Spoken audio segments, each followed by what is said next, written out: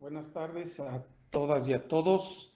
Soy el doctor Jaime Eduardo Pérez Estrada del programa de Universidad Saludable. Lamentablemente tengo un problemita con mi video, pero eso no implica que no podamos continuar. Quiero darles la bienvenida a este ciclo de talleres a distancia que el programa de Universidad Saludable, a partir de su eje de cultura de salud del área de psicología, medicina, tienen preparado ahora para todos ustedes. El día de hoy iniciaremos con el primer taller que tendremos aquí un invitado especial. Quiero darles la bienvenida a todas y a todos a nombre de nuestra rectora, la doctora Alma Xochitl Herrera Márquez. Y, por supuesto, presentar a nuestro ponente del día de hoy, que es el maestro Mauricio Bernal Ramírez, de la Fundación México en Vivo. Estimado maestro, muchísimas gracias por acompañarnos y bienvenido a esta su casa, a esta su universidad. Quiero, para dar inicio, hacer una pequeña semblanza de nuestro ponente del día de hoy. El maestro Mauricio Bernal va a platicarnos sobre relaciones saludables. Él es psicólogo de formación con un enfoque sistémico relacionado, un enfoque sistémico relacionado. Ha colaborado en la sociedad civil, entre otras cosas, en el sector público, en la iniciativa privada, y ha estado como líder de diversos proyectos enfocados principalmente al desarrollo humano, también a la formación profesional, a la salud y a la gestión de equipos de trabajo. Este enfoque siempre se ha caracterizado de una manera holística, de una manera científica y basado sobre todo en evidencias. Eh, Ha hecho otras cosas más, pero no quiero extenderme en todos los atributos, todo el bagaje académico que tiene nuestro querido ponente el día de hoy. Así que sin más preámbulo, nuestro querido maestro Bernal, adelante, bienvenido y es todo suyo. Muchísimas gracias. Honestamente, para mí es un honor poder estar acompañándoles, doctor, colegas, estudiantes. Creo que creemos mucho en México Vivo en que la formación de más y mejores profesionales puede hacer que la sociedad y la cultura mejoren exponencialmente, y pues poner un poquito de nuestro granito de arena para que esto suceda es, la verdad, un placer, y sobre todo hacerlo en esta institución que, por supuesto, está llena de cualidades y de talento, pues mucho mejor. Muchísimas gracias por la invitación. Y pues cualquier agradecimiento queda un poco corto con lo que realmente sentimos y lo que les quiero hacer expresar de parte, pues, de todas las autoridades de Fundación México Vivo. Muchísimas gracias. Pues sin más dilación, les comparto la pantalla y vamos avanzando con relación a el tema que vamos a abordar el día de hoy.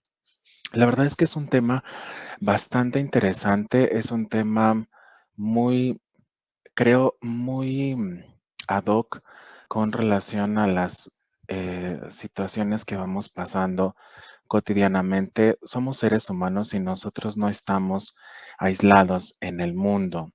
Y la capacidad que tenemos para construir relaciones es uno de nuestros talentos y habilidades que nos han hecho evolucionar como especie, por supuesto.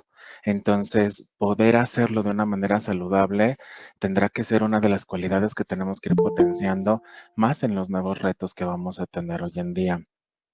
Siempre hemos tenido el reto de construir relaciones saludables. Siempre ha sido complicado construir relaciones en cualquier sentido y en cualquier ámbito. Sin embargo, las realidades que tenemos hoy en día vienen a añadir nuevos retos que además se combinan porque estamos construyendo dinámicas intergeneracionales. Y además, hoy en día no solo convivimos intergeneracionalmente, sino además convivimos de una manera tan inmediata con personas que no necesariamente comparten nuestros mismos momentos y situaciones geográficas, nuestras mismas realidades o valores, o nuestros mismos privilegios o potencialidades. Y esa es la riqueza justo de las relaciones que podemos aprovechar para hacer una comunidad mucho mejor o para hacernos daño en el camino y entonces genera una dinámica social mucho más compleja. Las dos realidades, estas dos trayectorias en la vida humana suceden de manera constante y un poco la idea es reflexionar hacia qué dirección queremos transitar cada una y cada uno de nosotros en este camino de construir relaciones, de qué lado vamos a estar, de la contradicción, de la confrontación o del sumar y del crear sinergia para hacer mejores cosas.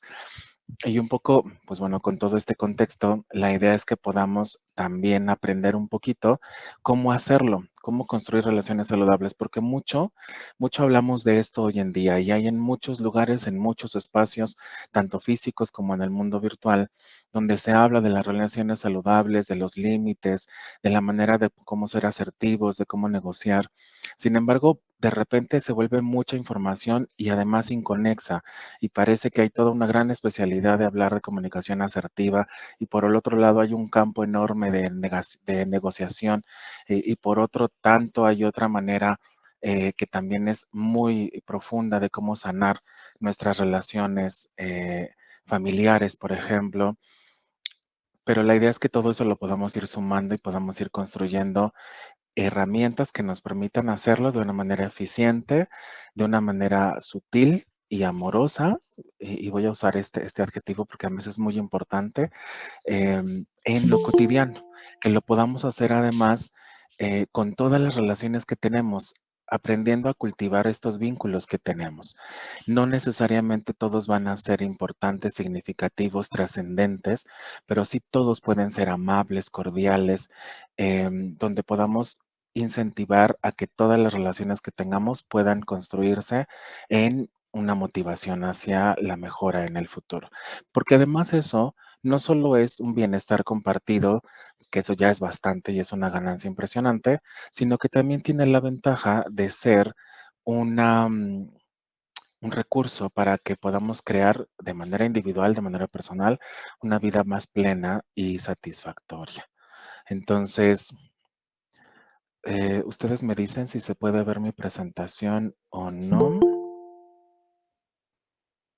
Si voy teniendo algún conflicto, me dicen, por favor, ¿eh? Ustedes interrúmpanme. Igual si tenemos alguna duda, algún problema.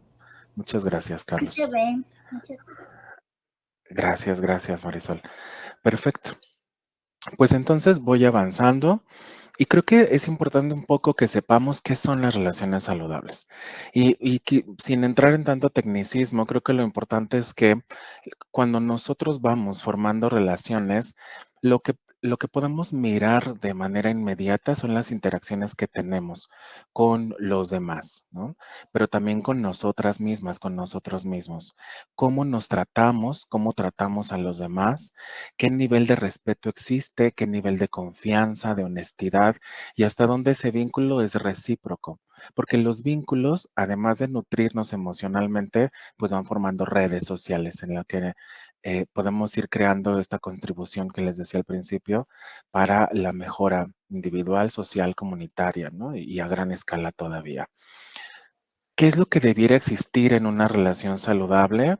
Pues de primera instancia pensemos en por lo menos 6 columnas importantes.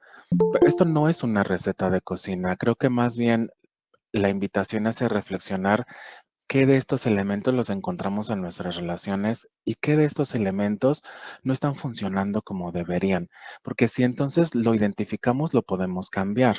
Si no somos autocríticos o no reconocemos si está pasando o no, difícilmente vamos a saber cómo arreglarlo, cómo hacerlo distinto o cómo aportarlo para que la dinámica tenga un curso mucho más saludable. Y aquí están los elementos que decía yo que de repente vemos de manera inconexa, porque se habla mucho de esto, pero hay que sumarlo en un solo lugar. Tenemos que aprender a comunicarnos de manera abierta y honesta. Esto es lo que entendemos por asertividad, pero creo que es importante darle el tono importante de comunicarnos con apertura y con honestidad desde el amor, desde el respeto. Nos va a ayudar a poder expresar lo que sentimos y siempre puedo decir que no estoy de acuerdo, que esto no me gusta, que esta opinión no es compatible con mis valores, que tales actitudes no me parecen adecuadas, que en mi jerarquía de valores el orden es distinto al de la persona que tengo enfrente.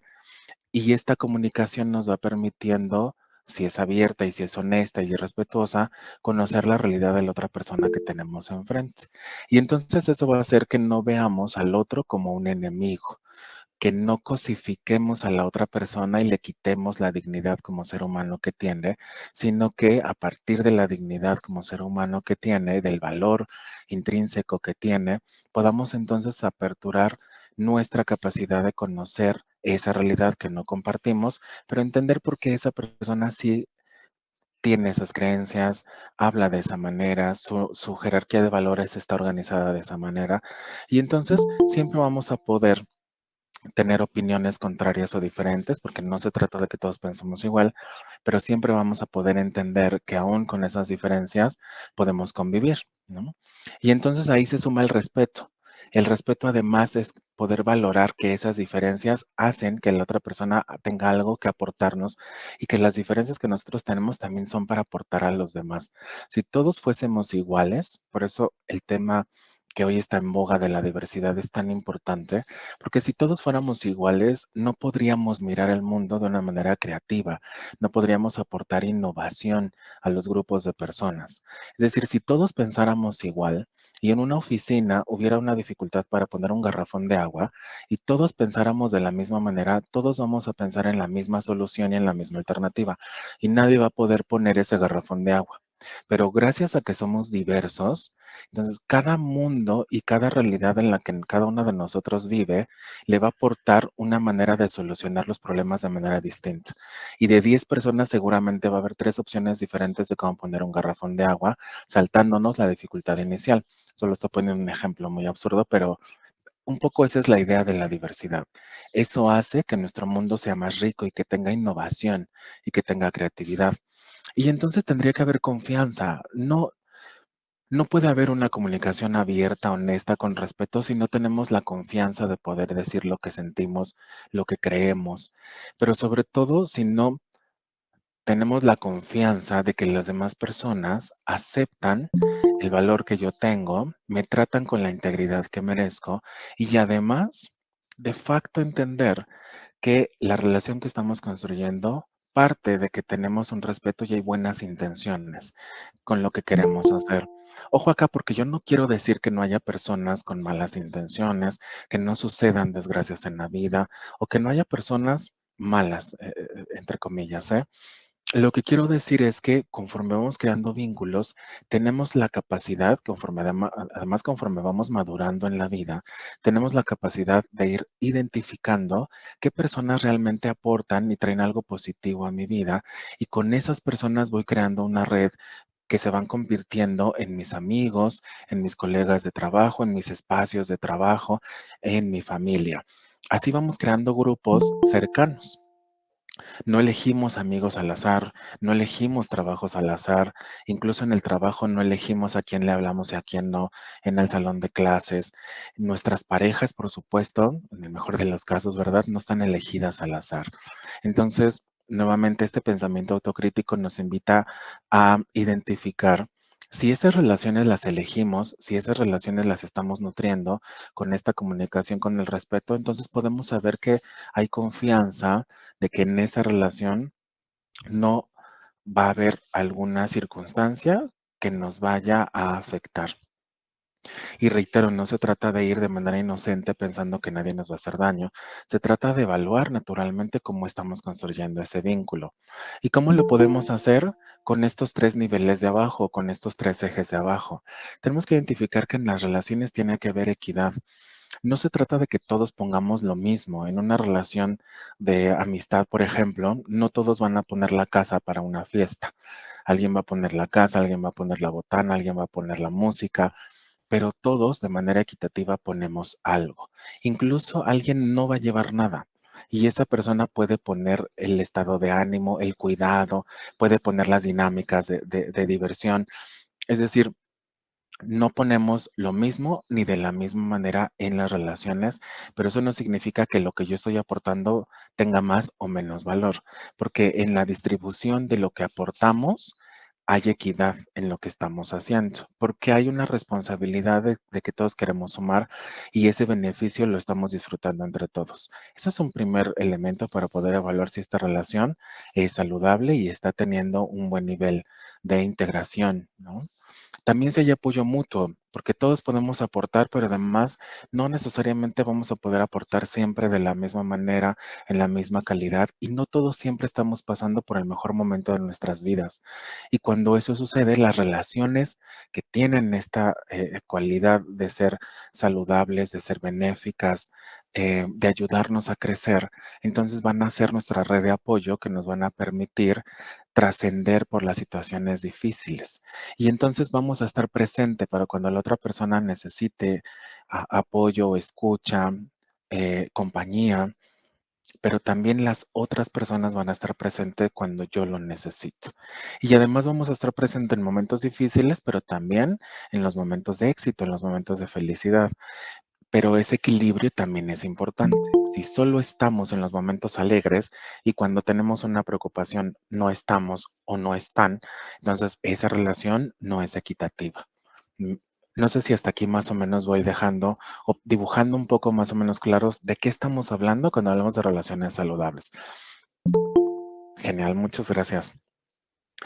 Y como último elemento que también puede ser importante, que les puede permitir evaluar, identificar el, si estamos teniendo relaciones saludables, es evitemos una comunicación que no es asertiva, por el contrario, es agresiva o pasivo-agresiva.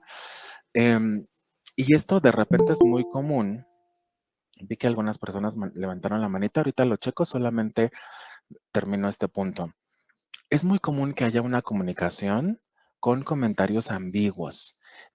De repente a veces no sabemos comunicarnos y entonces en lugar de decir que estamos enojados, decimos que no estoy enojado, que no estoy enojada, pero no te hablo, ¿no? Digo que no tengo nada, pero te aviento el plato o te aviento los boletos. O digo que no pasó nada, pero entonces no te entrego lo que me habías pedido que hiciera. Bueno, esa es una comunicación pasivo-agresiva que además nos está hablando de una posible falta de habilidades de comunicación y por supuesto de comunicación asertiva, porque no tenemos una buena gestión de las emociones que tenemos y entonces no sabemos cómo expresar nuestro descontento, nuestra frustración, y además podría ser que estamos huyendo de confrontar de manera directa aquello que nos está molestando.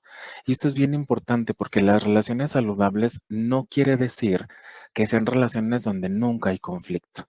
De hecho, las relaciones saludables son aquellas relaciones en donde va a haber un conflicto y la relación tiene la estructura suficiente, la fuerza, la estabilidad, la solidez suficiente para trascender ese conflicto a partir de hablar, de negociar, de decir lo que no nos parece con respeto, con confianza, con equidad.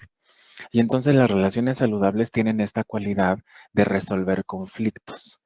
Las relaciones saludables no son donde no hay conflictos. De hecho, eso está muy lejos de ser una relación saludable. Si nunca nos hemos peleado con alguien y nunca hemos resuelto un conflicto, entonces no conocemos la otra mitad de esa persona, que también es bien importante. Cómo reacciona ante la frustración, ante el enojo, cómo gestiona su enojo, cómo gestiona su malestar y cómo lo gestiona de manera individual y en compañía. Y entonces, como nunca lo vimos, cuando estamos en una relación de pareja y es el primer conflicto que tenemos, se vuelve un conflicto enorme porque yo no conocía esa parte, pero además yo tampoco había mostrado cómo gestionó mi enojo y entonces eso puede llegar a niveles de violencia psicológica, emocional, etcétera, ¿no? Entonces, si se dan cuenta, este panorama que estoy tratando de poner hasta acá es tan útil porque nos puede servir un poco para reconocer qué es cuando hablamos de una relación saludable y cómo evaluarla. Ahora sí voy a las manitas. Arlet, ¿tienes tu manita levantada? Sí, gracias. Hola, muy buenos días, buenas tardes. Nada más ¿Qué quería tal? preguntar si, por ejemplo, en las Ujú. relaciones obviamente que no hay ningún tipo de conflicto, por así decirlo, es necesario tener un cierto porcentaje de no entendimiento entre las personas para considerarlo como una relación sana, aunque sea muy poquito estar así como de malas, enojarse y demás. Eh, corrígeme si no entendí muy bien tu pregunta, pero entiendo que más bien si en una relación no hay conflicto como tal, si fuera necesario que haya aunque sea poquito. Exactamente, Ah, por ok. favor. Em, n- no veo que sea necesario poner algo que no hay de manera natural, ¿no? Si pongamos esto, me parece muy importante tu pregunta porque de repente también creemos que algo le falta, ya sea positivo o negativo, y entonces tratamos de meter las cosas porque pensamos que le está faltando algo. La realidad es que no. Creo que además yo no diría que no hay conflicto. Yo diría que las tensiones que han vivido, las dificultades que han vivido, las han afrontado tan bien que no han elevado al nivel de conflicto como tal. Es decir, las hemos podido ir superando de manera natural y de manera eficiente. ¿No? No todas las dificultades son conflictos, no todos los problemas tienen que llegar a esta escala de un gran problema. Cuando sucede, pues por supuesto requerirá más energía de ambas partes, más recursos de ambas partes para poder trascenderlo y resolverlo, pero muchas veces los grandes conflictos comienzan con pequeñas cosas y si tenemos esta habilidad de gestionarlas y de resolverlas cuando son pequeñitas, entonces muchas veces ni siquiera vamos a notar que hubo un conflicto. Una pequeña tensión, una pequeña dificultad, lo platicamos, lo dejamos pasar incluso, que eso también es un buen recurso, ahorita lo profundizo y entonces no pasó nada. Y a veces son estas relaciones en donde percibimos que no hay grandes tensiones. Entonces, no generemos conflictos donde no los hay, solo estemos muy atentos, tengamos los ojos muy abiertos para saber qué cosas pueden ser las dificultades que estamos trascendiendo y resolviendo bien y qué cosas nos están costando un poquito más de trabajo porque puede ser que ahí es donde podamos entonces invertir los recursos que no se están usando de manera cotidiana, ¿no? No sé si con esto Gracias. contesto. Ah, Sí, exacto. Gracias. un placer, Arlet. ¿Alguien más tiene alguna pregunta hasta este punto?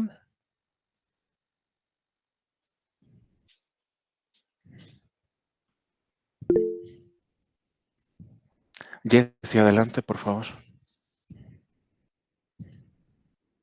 Hola, buenas tardes. Hola. Yo tengo una pregunta. Ujú, Por ejemplo, en el dado caso de que solo sea, como lo platicaba mi compañera, ya ve ujú, que no puede haber, bueno, si es sana la relación, si no hay discusiones o así. Y si hay ujú. discusión solamente de un lado, ahí cómo se podría manejar o a qué se debería. Bueno, yo creo que ese es un elemento que sugeriría que revisáramos con cuidado, porque cuando de las partes que conforman una relación, ahorita pensamos que son solo dos partes, si una de las partes es la que está teniendo una manifestación clara de que hay una dificultad, entonces podría deberse a dos extremos que en el intermedio hay variaciones, ¿eh? Pero ahorita puedo pensar en dos extremos. Uno, que esta persona está notando una dificultad desde su propia realidad, que para esta persona sí está sucediendo algo grave y que de este lado, para mí en mi realidad no es un conflicto, y entonces yo no veo que sea un conflicto y por eso solo alguien se está quejando, y pues yo veo que no hay nada y entonces no reacciono.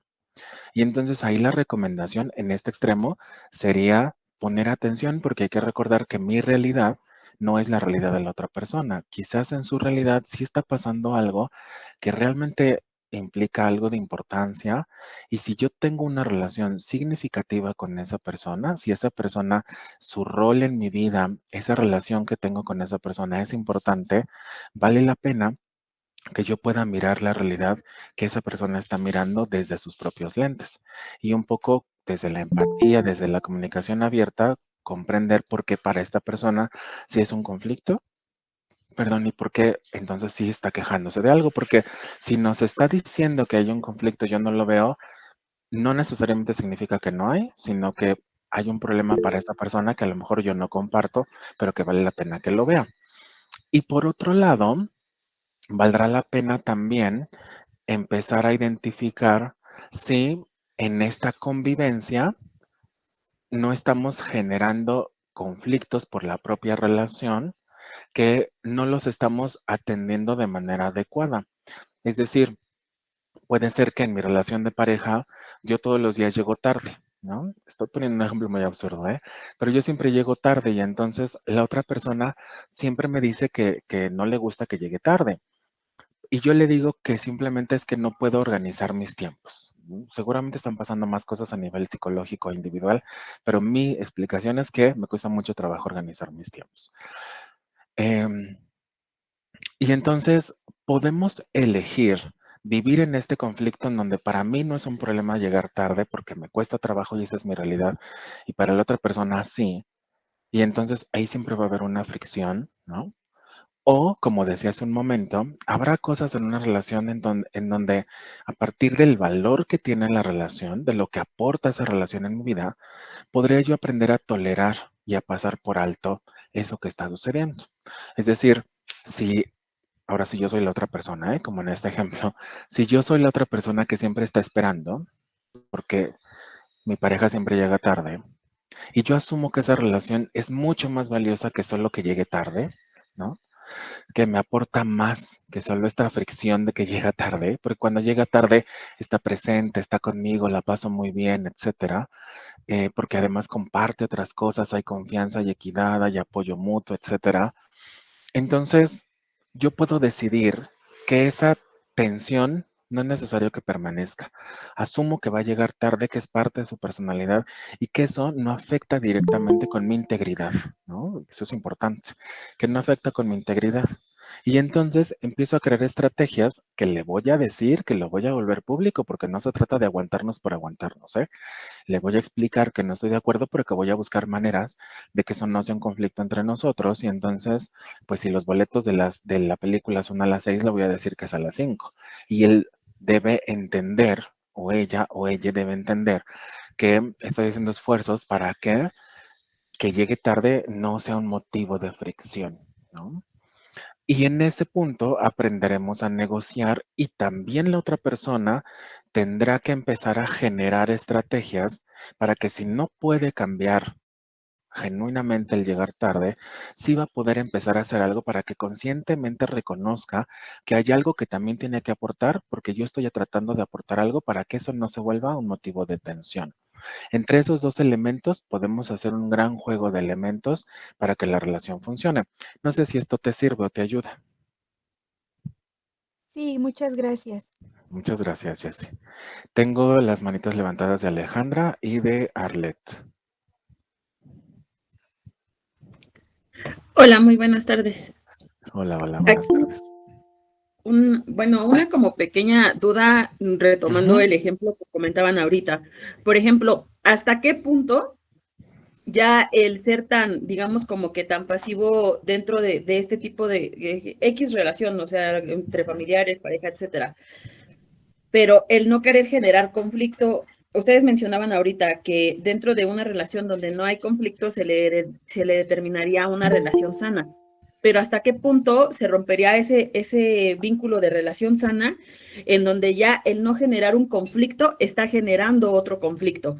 Digamos, con las personas que se vuelven como pasivas, pero Ujú. en cuestión de no digo nada, no hago absolutamente nada efectivamente para evitar un conflicto, ¿no? Claro, Entonces vamos como interiorizando todos estos malestares, los vamos ocultando y demás, que a fin y al cabo, en algún determinado momento, pues va ahora sí, coloquialmente diciendo, va a explotar la bomba y van a salir todas estas inconformidades, ¿no? Sí, tienes toda la razón, pero creo que tú justamente acabas de encontrar la palabra correcta, la pasividad. Si podemos hacer el análisis minucioso del discurso que hemos estado construyendo, podemos identificar que en toda esta interacción que yo estoy dibujando, lo que no existe es la pasividad. Incluso yo decía, puedo pasar por alto siempre y cuando no transgreda los límites de mi integridad, ¿no? Emocional, física, de mi estabilidad. Es decir, que llegue tarde, pues a lo mejor no me afecta, ¿no? Y además, en la negociación, donde yo decía, vamos a hacer esta negociación pública y abierta y honesta, le voy a decir que no voy a generar conflicto porque llegue tarde, que voy a utilizar otras estrategias y que espero que esta persona aporte algo, que si no quiere cambiar el llegar tarde no le voy a obligar, pero sí espero que aporte cosas para que esto no se convierta en un conflicto, ¿no? Entonces, ahí no existe la pasividad de ninguna de las partes, que es distinto y está muy alejado de este elemento en donde claramente hay personas que por no tener unas habilidades de comunicación adecuadas, no saben confrontar, no saben lidiar con los problemas o con los conflictos, y entonces su manera, lidiar de manera saludable, porque lidian con ellos de todas maneras, pero su manera de enfrentar los conflictos es evadiéndolos. Y entonces son estas personas que nunca dicen nada, que siempre dicen que sí a todo, que cuando algo no les gusta o les molesta, se lo guardan, justo por evitar el conflicto, porque no hay una buena gestión de estos conflictos, porque no saben cómo ir trascendiendo y escalando esta negociación sin que llegue al conflicto como tal. Esa es la otra cara que no es la saludable de lidiar con los conflictos. ¿Cuál es el punto, decías, o cuál es el límite? Justo eso, donde estamos dejando de ser proactivos y negociando y nos estamos convirtiendo en un ente pasivo ante todo lo que nos están haciendo. Cuando yo me doy cuenta que todo lo que estoy haciendo es retraerme para que el conflicto no se dé, entonces me estoy anulando, eso ya no es saludable, está transgrediendo mi integridad, ¿no? Ahora, aquí solo voy a hacer una precisión. Hay situaciones en donde hasta esto es útil. Por ejemplo, en una situación de violencia física, en unas relaciones donde hay violencia de género, donde hay violencia que puede escalar a niveles importantes, pues entonces puede ser que resguardar mi vida implique que no voy a entrar en una confrontación constantemente y siempre, porque además el riesgo de que esa violencia escale y me pase algo es inminente. En esa circunstancia, retraerse puede ser muy útil y podría estar salvando mi vida. Ahora, ante estas circunstancias, lo que sí tenemos que entender es que estas actitudes extremas no las podemos sostener por mucho tiempo, porque de todas maneras nos va a pasar algo, porque va a romper nuestro equilibrio, nuestra homeostasis saludable a nivel personal. Entonces, como recurso emergente, sí puede ser útil, ¿no? Como cuando actuamos ante un asalto, como cuando actuamos ante una posible agresión física. Pero si mi relación tiene esta dosis, entonces utilizarla por algún periodo de tiempo corto puede ser que me ayude, porque en ese periodo de tiempo tengo que activar otros recursos, redes de apoyo, instituciones, familia, para que entonces cuando yo vea que hay una posible salida, salga de este vínculo que me está afectando y entonces ese periodo en donde me retraje me sirvió para construir una estrategia de salida y de resguardo a largo plazo. Pero solo quedarnos siendo pasivos por largo tiempo es igual que mantenernos en una relación de violencia, ¿no? No sé si este ejemplo tan extremo también te ayuda y un poco lo que te comentaba. Ay, perdón. Sí, profesor, muchas gracias. Muchas gracias, Alejandra. Tengo a Arlet, hacemos esta participación y sigo avanzando. Sí, muchas gracias, profesor. Sí, nada más quería preguntar qué es lo más conveniente en una relación precisamente para que funcione bien. tiene que ver siempre solamente de un lado como esa estabilidad, ese equilibrio, ser el medidor de la relación, o tienen preferentemente que ser pues las dos personas? Fíjate que es bien interesante porque, a ver, en términos ideales, sí, lo que sugeriríamos es que ambas partes sean partícipes activas de ir midiendo cómo va la relación, ¿no?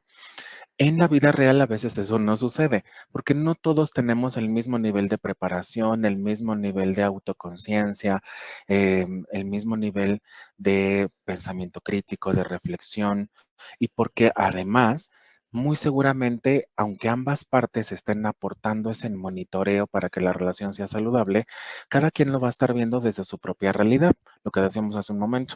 Yo veo desde mi jerarquía de valores, desde mis hábitos, desde mi construcción personal, y desde ahí monitoreo que mi relación sea saludable, pero la otra persona, su realidad y toda esta estructura, toda esta estructura y esquema que decía, puede ser distinto, naturalmente va a ser distinto, y estará monitoreando desde esa realidad, ¿no? Entonces, mínimamente lo que sí tendrá que haber es este canal de comunicación que permita ir teniendo retroalimentación constante de cómo estamos. Y esto a nivel teórico y platicado parece que es mucho trabajo, pero la realidad es que no, ¿eh? Conforme vamos creando relaciones, vamos creando cotidianidad. Si no, no pasaría que las relaciones se sostienen, ¿no? Y en la cotidianidad, el lenguaje no solo es verbal, ¿no? Y está el lenguaje eh, no verbal, ¿no? Estas dos categorías que conocemos, o el analógico y el digital, y tenemos este lenguaje que además tiene connotaciones, y tenemos los silencios, y tenemos las gesticulaciones, es decir, el lenguaje es muy, muy amplio y completo. Y entonces, en esta cotidianidad, podemos ir aprendiendo a conocer cómo está la otra persona, qué es lo que está viviendo y cuál es su experiencia en la relación.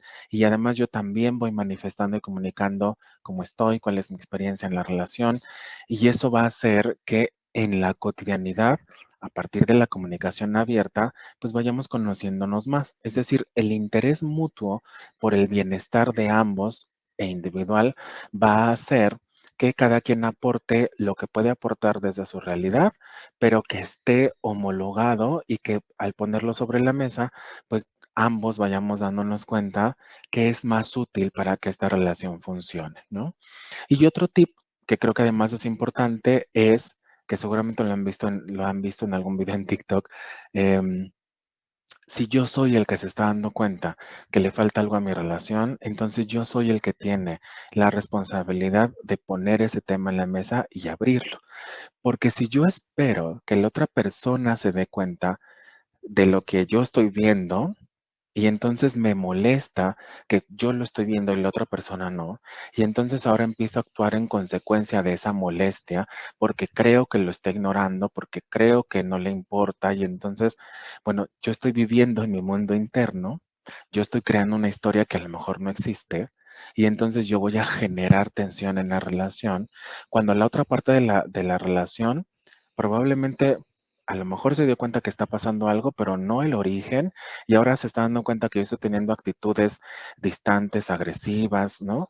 Pero no sabe por qué, y entonces va a reaccionar a mi distancia o a mi agresividad, y eso va a generar un escalamiento de esa distancia, pero se dan cuenta que ya estamos en otro sitio. Cuando al principio, si yo noto que algo está faltando a mi relación y yo lo hablo y lo pongo sobre la mesa, la otra persona puede entonces actuar en consecuencia. No sé si esto te sirva, Arlen. Sí, exactamente por ahí va mi pregunta. Gracias. Genial, muchas gracias. Pues seguimos avanzando y de todas maneras, vayan preparando sus preguntitas y me van diciendo. Em, Creo que este marco histórico puede ser muy útil porque además me parece pertinente que reflexionemos. De repente no nos damos cuenta los cambios que hemos tenido como especie. eh, Llevamos muchos años viviendo en el planeta Tierra y existiendo. em, Y se nos olvida, pareciera que solo medimos nuestra existencia a partir de nuestros recuerdos, que además eso es muy natural, ¿eh? Es parte de nuestras limitaciones como seres humanos mortales y finitos. pero nuestra existencia como seres humanos viene de muchos, muchos siglos atrás. Eh, no nos tocó a nosotros, pero hubo gente en la Edad Media que formó relaciones y que vivían en camas de paja, que dormían 4 horas y se despertaban a trabajar y regresaban otra vez, que dormían en camas comunitarias y que era muy normal que toda la familia viviera en el mismo cuarto con la cama con las mismas personas. Y ahora esto que yo estoy diciendo podría leerse desde privilegios, porque además hoy en día eso sucede con personas que podrían estar marginalizadas, con transversalizaciones de vulnerabilidades como la pobreza, ¿no? Y que además a lo mejor que yo no viva en un cuarto con toda mi familia sin nada y que todos compartamos una cama, está hablando de mi nivel socioeconómico y de mi cultura, pero hay familias y personas que sí tienen que vivir en esas condiciones. Pero yo estoy hablando de que antes lo normal era eso. Y entonces, si nosotros miramos la realidad de cómo era antes, desde la óptica y desde el paradigma de esta realidad anterior, de estas sociedades tradicionales, entonces puedo darme cuenta de los avances que hemos tenido y por qué naturalmente hoy sí podemos hablar de vulnerabilidades, de interseccionalidades, de transversalización de las vulnerabilidades, cuando antes, pues la realidad era tan distinta que esto no podía ser un instrumento de análisis, que se tenía que mirar desde otro lugar. Y creo que esta reflexión es importante porque de repente juzgamos con nuestra mirada, desde nuestra realidad, desde nuestros privilegios y nos olvidamos que no siempre ha sido así. Incluso juzgamos a los demás desde este mismo lugar y no entendemos que la realidad de otra persona es distinta, ¿no? Y avancemos en estos solamente 4 elementos, pero los roles de género, el estatus social, las expectativas familiares, antes era lo normal. No quiero decir, porque además yo no lo sé, no viví en ese momento, pero no quiero decir que todos hayan sido felices con esa estructura social, ¿eh? Seguramente no, ¿no? Porque sí conozco la conducta humana y conozco de los vínculos y de las relaciones interpersonales. Seguramente no todos eran felices, pero esa era la manera en que funcionaba la sociedad tradicional en ese momento. Y el matrimonio, pues se arreglaba con ciertas características, su importancia tenía ciertas motivaciones políticas, económicas, las actividades estaban determinadas por el género, por el estatus social, ¿no? Eso se cambió con los movimientos sociales, por ejemplo. Hubo una transformación de las realidades, naturalmente, no fue una generación espontánea. Y entonces hubo pensamiento, pensadores, reflexiones, personas que ya estaban incómodas en estas etapas anteriores y fueron lo suficientemente como para generar un pensamiento que se tradujera en un movimiento social y que ese movimiento se tradujera en transformaciones sociales, culturales, incluso hasta políticas. Y entonces a partir del feminismo, de las diversidades, se empezaron a hablar de derechos civiles, se empezaron a transformar la norma de las relaciones, se empezaron a mover las relaciones a ser más igualitarias, equitativas, y entonces se empezó a meter un concepto que antes siempre ha existido, pero estaba en otro lugar, como el amor y el respeto, ¿no? Ahora voy contigo, Arlet. Muchas gracias por la participación. Y eso hizo que esa transformación de pensamientos también fueran añadiendo nuevas dinámicas y fueran fortaleciendo dinámicas que sí funcionaban y que se mantuvieron, otras que no funcionaron tanto y de todas maneras permanecieron y se resistieron a perderse, y otras nuevas dinámicas que aportaron a la transformación, a la innovación. Después llega la globalización, ¿no? Yo soy millennial y entonces les puedo explicar o un poco transmitir cómo fue esta transformación entre la vida analógica y la vida digital. Em, y la vida digital trajo otra dimensión a los seres humanos que fue la interconexión, la globalización y al mismo tiempo empezar a mirar al individuo de manera focalizada. ya no eran las sociedades tradicionales donde estaba la familia, donde la clase social como grupo, sino cada vez empezamos a transitar hacia las personas en lo individual, porque cada vez estábamos más metidos en una pantalla, en nuestra vida, en el mundo virtual, en nuestras exigencias personales, en el desarrollo profesional. Es decir, pasaron un montón de cosas, se añadieron un montón de variables que naturalmente empezaron a crear una sensación de individualismo, porque además había una exigencia social donde el éxito profesional, en donde el desarrollo personal tenía un valor que era distinto a los valores anteriores, donde el valor era más familiar, era de grupo, etcétera. Em, y es natural por la transformación que hemos venido teniendo. em, de la globalización. Las nuevas formas de relacionarnos nos permitían no invertir tanto tiempo en las dinámicas familiares. Yo recuerdo que hace muchos años un domingo tradicional era toda la familia reunida y las familias latinas siempre hemos sido muy grandes y entonces era la reunión de todos los tíos con todos los primos en casa de la abuela y éramos como 50 personas en un mismo patio comiendo. Hoy en día eso no pasa. Y no solo es porque se han perdido las buenas costumbres, ha sido una transformación natural de de todos estos cambios que hemos tenido. Y si a esto le sumamos la tecnología, donde además la tecnología nos permite fomentar relaciones virtuales, que esto es una maravilla, no todo es negativo, ¿eh? Entonces han empezado a crearse formas de comunicación, de interacción, incluso nuevas formas de comunicarnos, donde la motivación principal es seguir desarrollándonos como seres humanos, pero en una dimensión que antes no existía. ¿Se dan cuenta de este salto enorme que hemos tenido, donde antes forzosamente teníamos que estar juntos como grupos, quizás todas las mujeres creando en los telares, ¿no? Desarrollando en la orfebrería o los hombres cazando como grupo?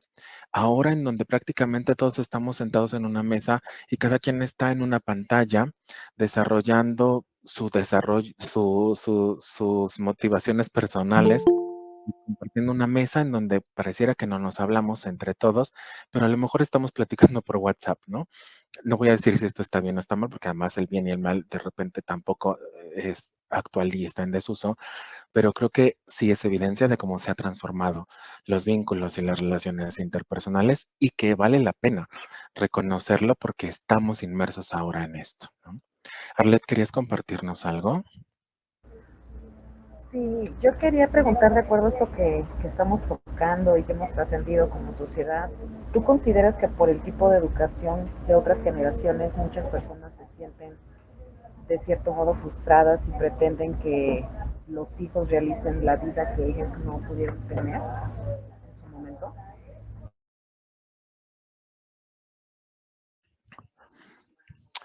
Fíjate que yo no me atrevería a decirlo con esas palabras. Creo que sí habrá personas en lo individual que lo experimenten así, ¿eh?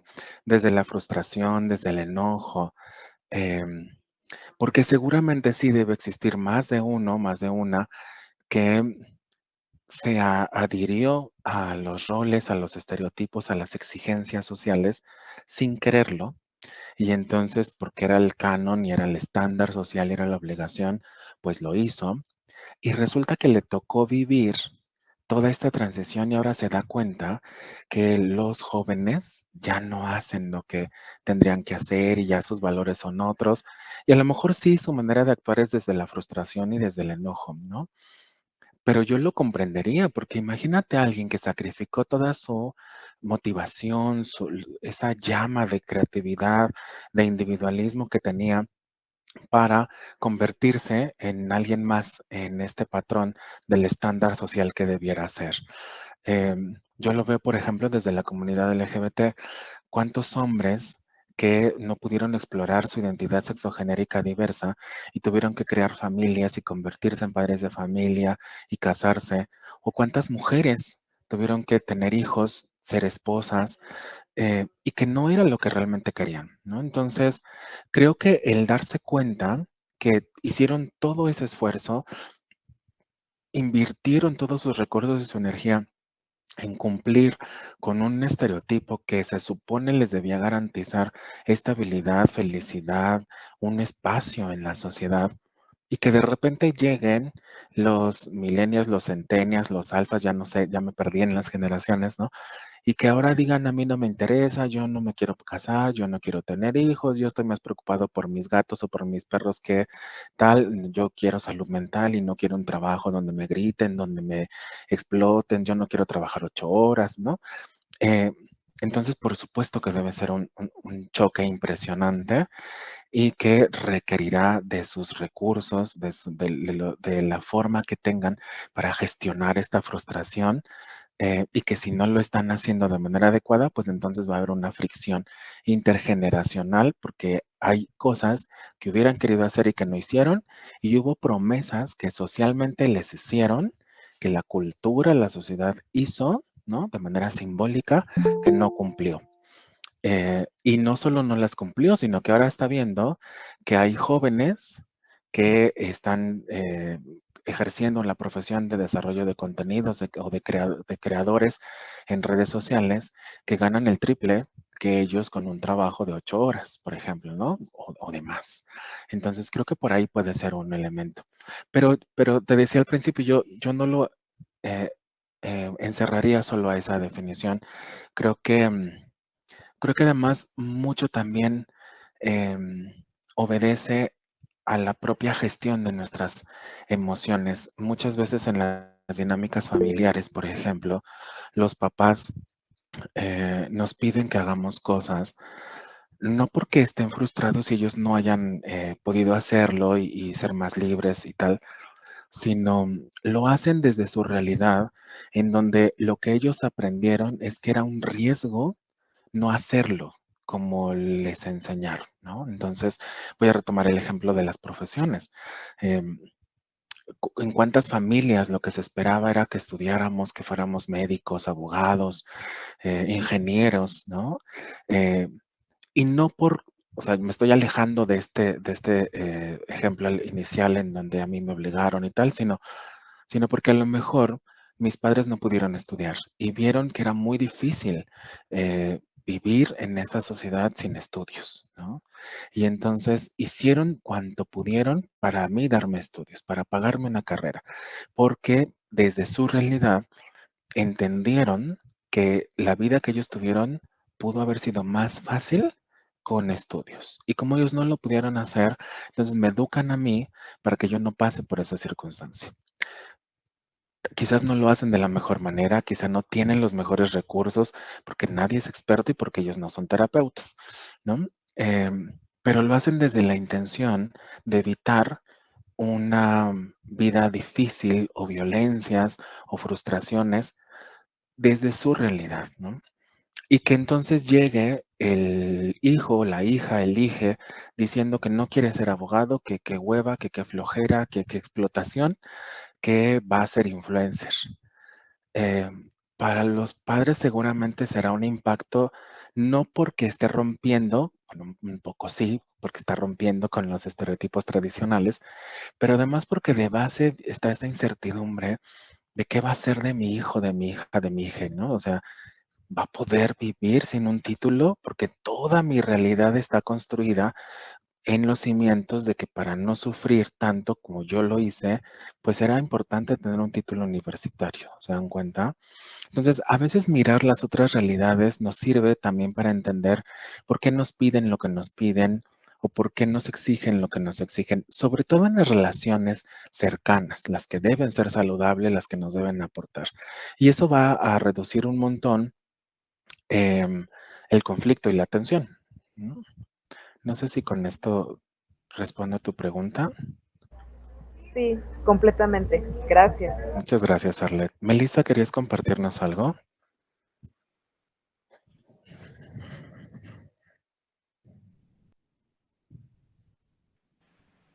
Oh, perdón, perdón. No, Ah, ok, no te gracias. preocupes. No te preocupes, adelante. Pues sigo avanzando. Conforme vayamos de tiempo, me van diciendo, porque de repente puede ser que me extienda un poco, pero me ciño a sus indicaciones. Am, Pues entonces veíamos esto de la comunicación afectiva. Yo solo aquí lo quiero enunciar porque creo que reiterarlo es útil y es importante. Gracias a todas sus participaciones hemos podido ejemplificarlo y bajarlo al terreno de la realidad.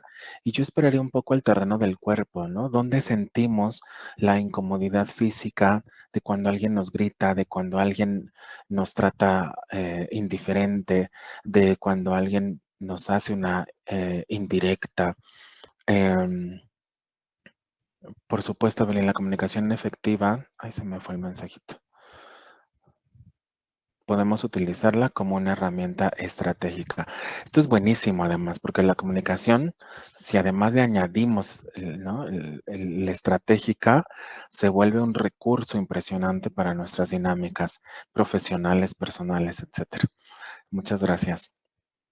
Em, Retomo entonces, si todos estos conceptos los podemos aterrizar a nuestra vida cotidiana y para hacerlo una manera muy sutil, muy rápida, es llevarlos a nuestro cuerpo, entendiendo dónde se siente em, que alguien sea empático o empática con nosotros, cómo se siente que alguien nos sonría en la calle, cómo se siente que hubo un conflicto y lo pudimos platicar y esto ya nos hizo un gran problema y se resolvió rápido en la oficina, cómo se siente que pudimos negociar y que en este diálogo de la negociación pudimos expresar qué necesito, escuché qué necesita la otra persona y pudimos llegar a un acuerdo donde a lo mejor no voy a conseguir todo lo que yo quiero, la otra persona no consiguió todo lo que quiere, pero llegamos a un buen acuerdo equilibrado, mutuo, equitativo, en donde tenemos un buen terreno fértil para seguir conviviendo y que nuestra relación siga siendo exitosa.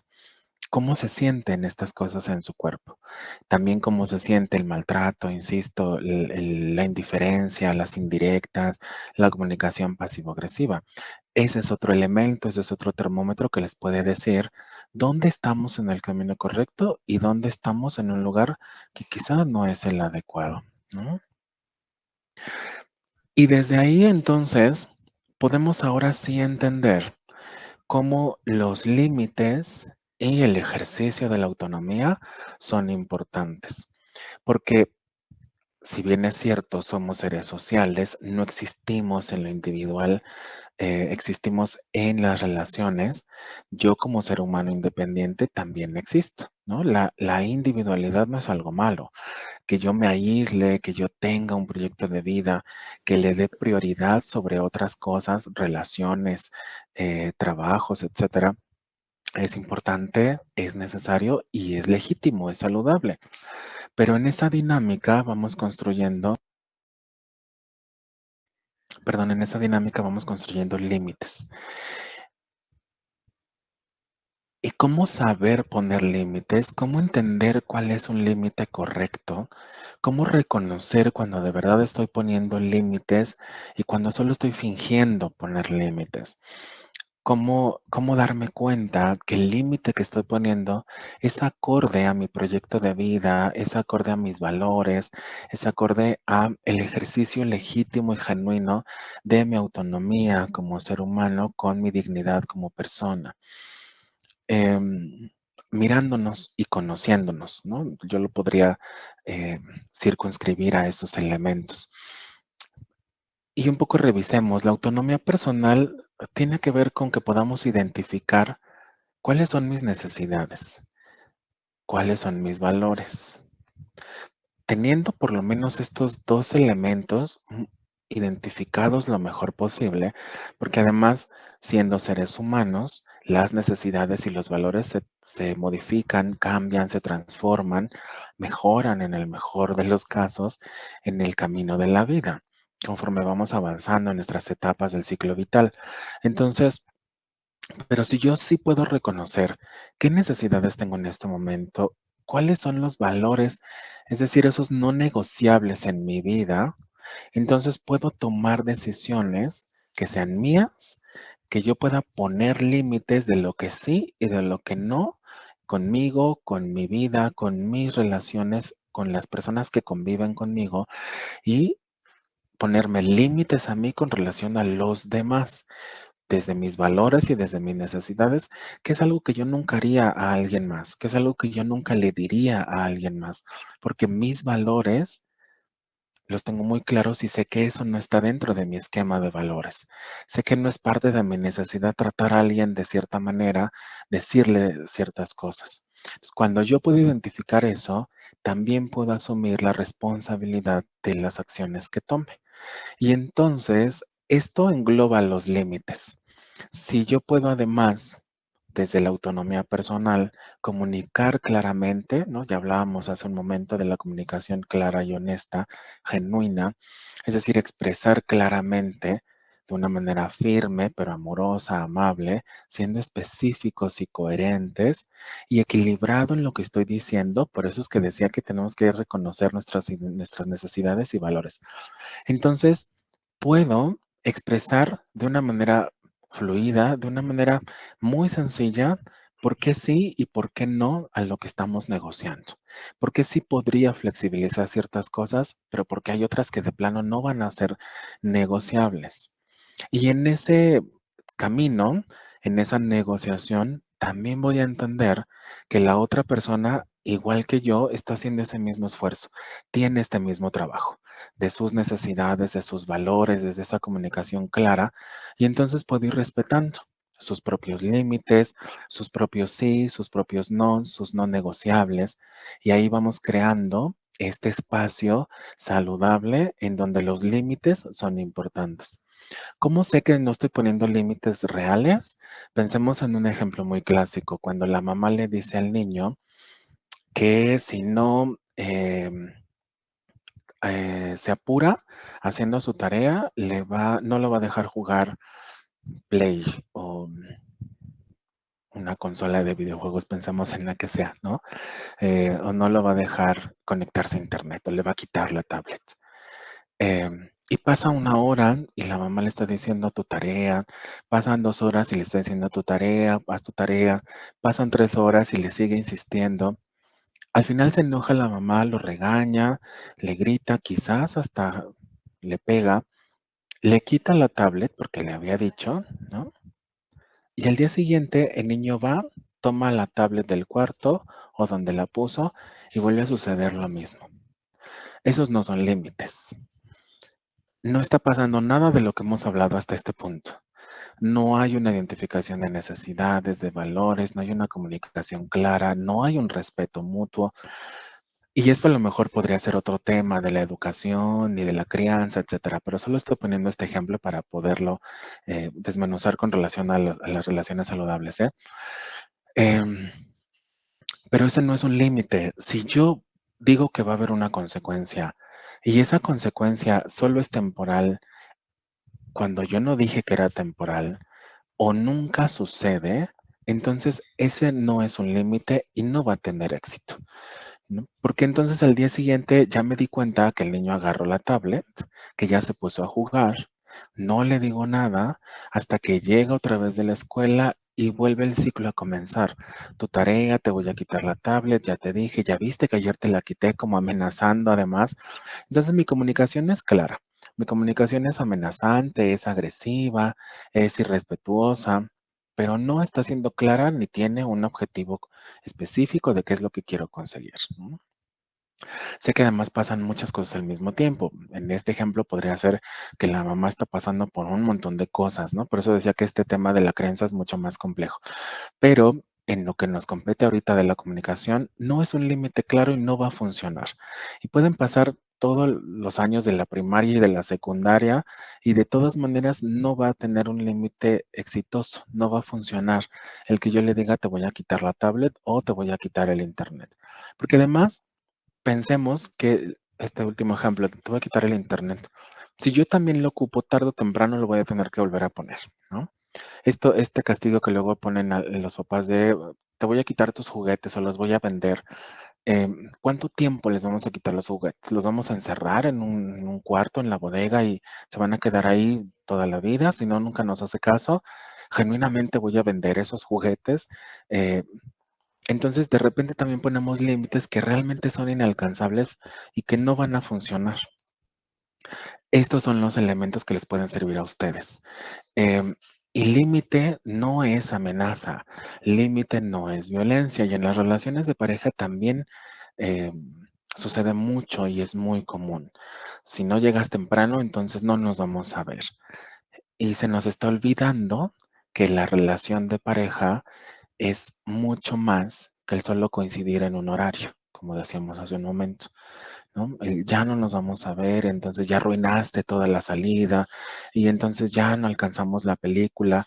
Eh, Puede ser cierto, ¿no? Que llegó tarde y ya llegamos tarde a la peli y ya llegamos a la mitad y ya no la disfrutamos, pero realmente era tan importante la película, porque si la película era más importante que el tiempo que íbamos a pasar juntos, entonces algo no está teniendo sentido y no estamos expresando claramente para qué nos íbamos a reunir. Si era para vernos o era para ver la película y que me acompañaras. Es distinto, ¿no? Y desde ahí podemos ver los límites. Y esto nos lleva a la intimidad que creamos con la otra persona. Nos lleva a entender que esto de la sexualidad también es un recurso que se ve afectado, una dimensión que se ve afectada con las necesidades, con los valores, con las realidades.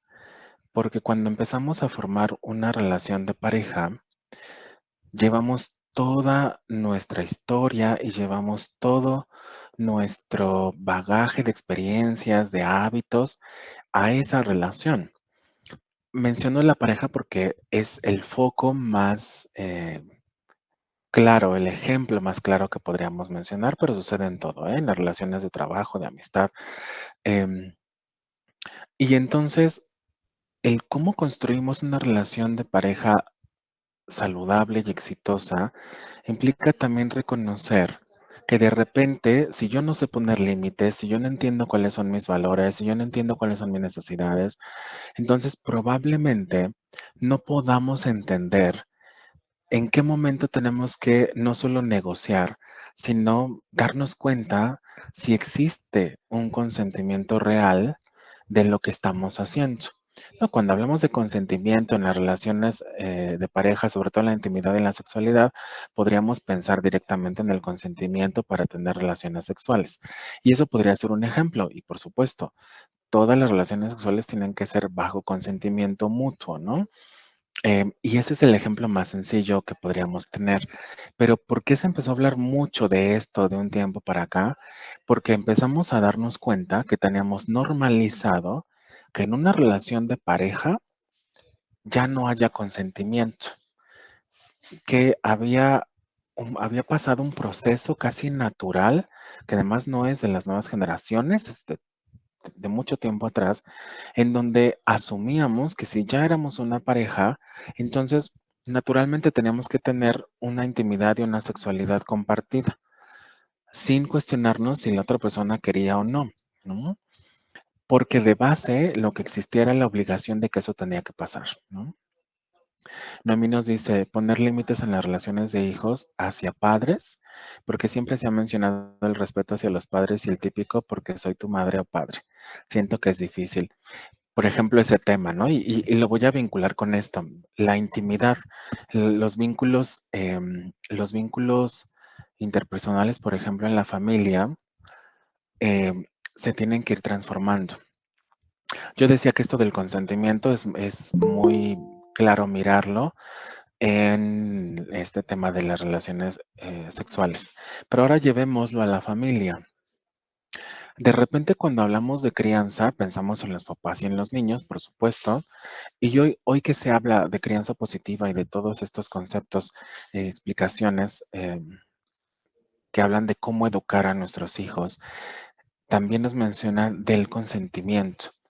No voy a entrar en este tema porque además es un tema mucho más grande y amplio, que además es bien interesante, pero algo que se dice es que tenemos que empezar a mirar como adultos a los niños. Nosotros como adultos tenemos que empezar a mirar a los niños como sujetos con dignidad, con opiniones. Eso no significa que los niños puedan tomar decisiones por sí misma, ¿no? Por sí mismo, pero que en esa relación de todas maneras tiene que haber un consentimiento. Decirle al niño de la ropa que tiene, cuál le gusta más o cuál quisiera ponerse hoy, es parte de ese consentimiento, ¿no? Es sujeto de derechos, como dice Vero. Pero ahora pensemos al revés, cuando el niño va creciendo, naturalmente el niño está a cargo y al cuidado de los padres, porque si no, no sobreviviríamos como especie, ¿no? Nosotros cuando nacemos somos de los pocos mamíferos que somos dependientes. Los otros animales mamíferos cuando nacen ya pueden vivir solos en la sabana, en la selva, ya corren y ya, digo, no son expertos como los padres, pero ya corren, ya caminan, ya se alimentan y nosotros no. Nosotros dependemos después del nacimiento como especie de que todavía nuestros padres nos cuiden, ¿no? De que alguien vea por nosotros en la tribu, en la comunidad, ¿no? Eso tenía que suceder. Em, pero conforme vamos creciendo, estas negociaciones se van transformando y entonces, dependiendo de la dinámica familiar y del sistema familiar que tengamos, porque además no todos los sistemas familiares son saludables, pero es importante tocar estos temas, tenemos que empezar a negociar con los padres, nosotros como hijos, y empezamos a poner límites, que esto es natural y esto casi lo vemos de manera clarísima, todos lo hemos visto en la adolescencia o en las adolescencias. Este desarrollo natural que tenemos en la adolescencia no solo es físico, sino también es psicoemocional. Y entonces parte de la adolescencia es empezar a distanciarnos de los padres para empezar a construir nuestra individualidad, nuestra personalidad, reconocer quiénes somos y a partir de ahí nutrirnos y crearnos de manera personal. Y por eso necesitamos alejarnos de los padres. Em, y entonces es ahí donde empezamos a poner límites. Y es el clásico que los padres vienen y nos dicen, es que ya no quiere ir conmigo a ningún lado, es que ya no le gusta la ropa que le compraba, es que ya no quiere tal, tal y tal, ¿no? Ese es el primer ejercicio que empezamos a poner con los padres de poner límites. Si las relaciones son saludables, eso va a prosperar y entonces va a madurar en una relación en donde los padres empiezan a dar cuenta que los hijos ya no son niños, que ya tienen una maduración que les permite mirar las cosas con mayor profundidad, con mayor madurez, que han hecho un buen trabajo en la educación que les dieron a esos niños y que ahora tienen en sus manos el acompañamiento y la crianza, pero ya no de un niño, sino de un adolescente y potencialmente de un adulto.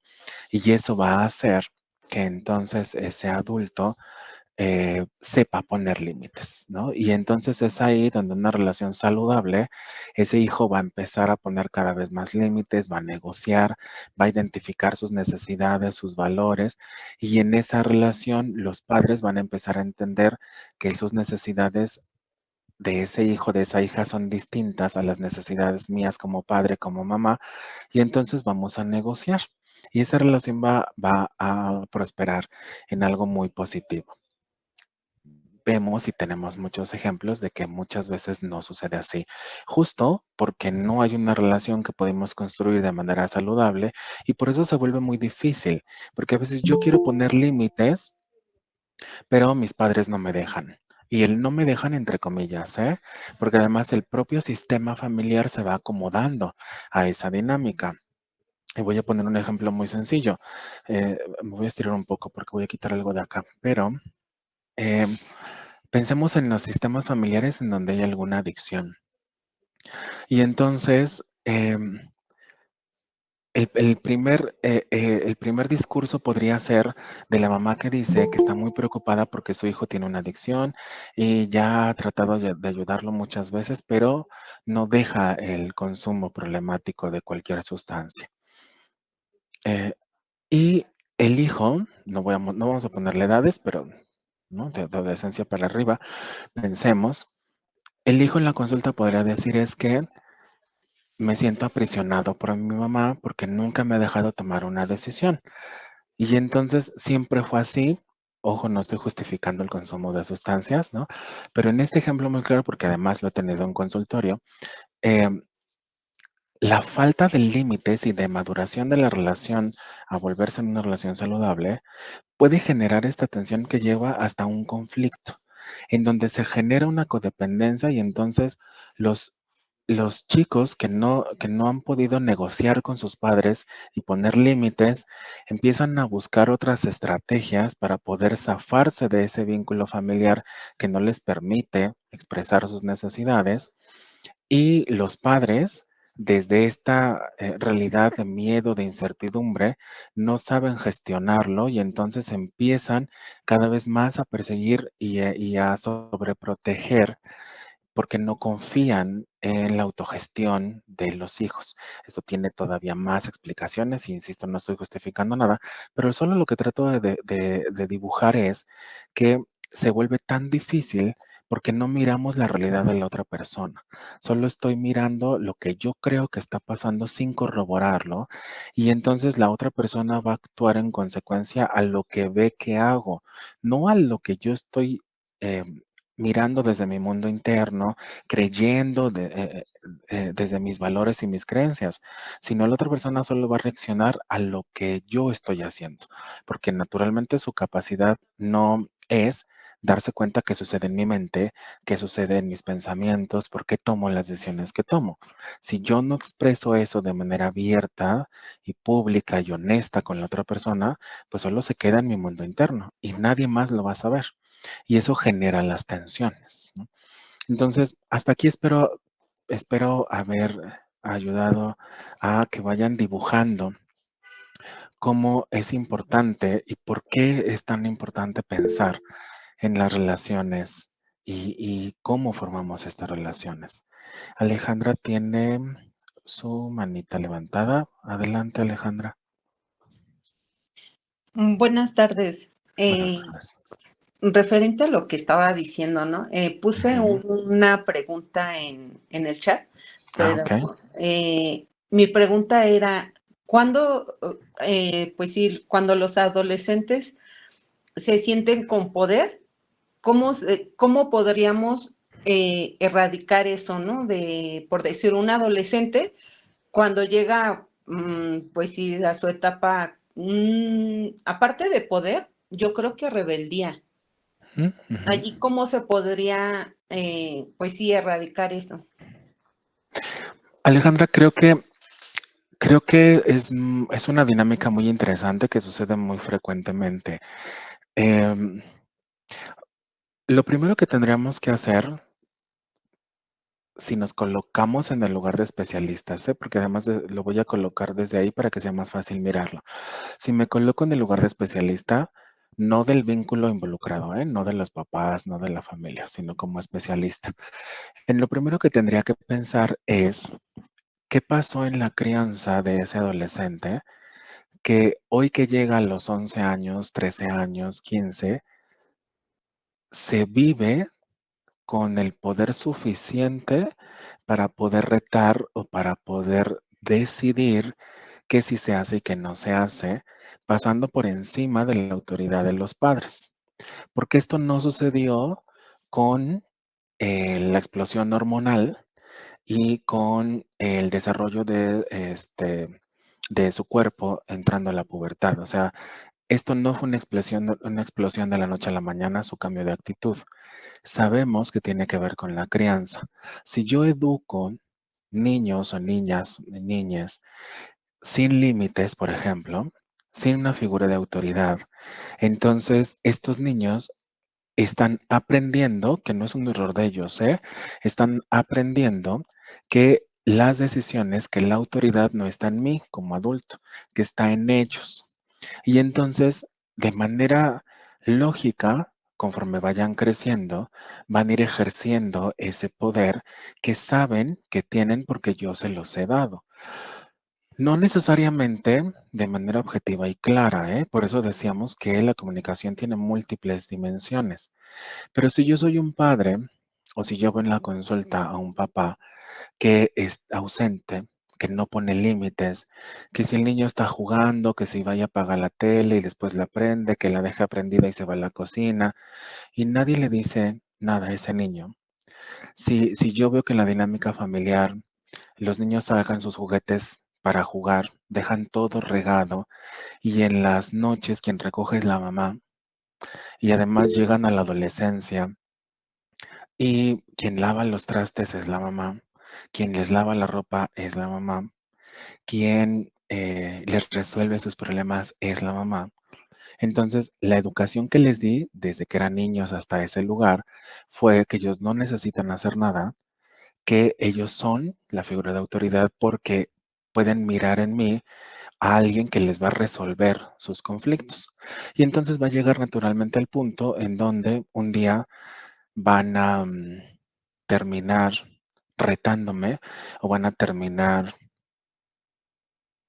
con exceso de alcohol en la calle y saben que no tienen nada de qué preocuparse porque yo mamá o yo papá voy a ir por ellos a medianoche, me voy a arriesgar a llegar a donde estén, voy a pedir un auto si no tengo o yo voy a llevar el auto, los voy a recoger y les voy a traer sanos y salvos a casa. Y entonces en toda esta educación lo que nunca les enseñé no solo fue el respeto a la figura de autoridad, sino a resolver problemas, a tomar decisiones, a hacerse responsables de sus propias acciones, que era lo que ya veíamos hace un momento, ¿no? A identificar sus necesidades, sus valores y actuar en consecuencia, asumiendo sus responsabilidades de esas decisiones que toman. Y entonces por eso se vuelve complejo con el tema del poder y la adolescencia, porque cuando llega a la etapa de la adolescencia, ya no son los niños que a lo mejor medianamente podíamos controlar, que de repente nos gritaban y nos decían muchas cosas y hacían berrinche, pero sabíamos que llegábamos a la casa, les gritábamos y ya les dábamos la tablet y entonces se calmaban. Eso no fue un límite y eso no fue una solución, ¿no? Así los educamos. ¿Qué hacer? Em, Creo que tendríamos que transformar esa dinámica.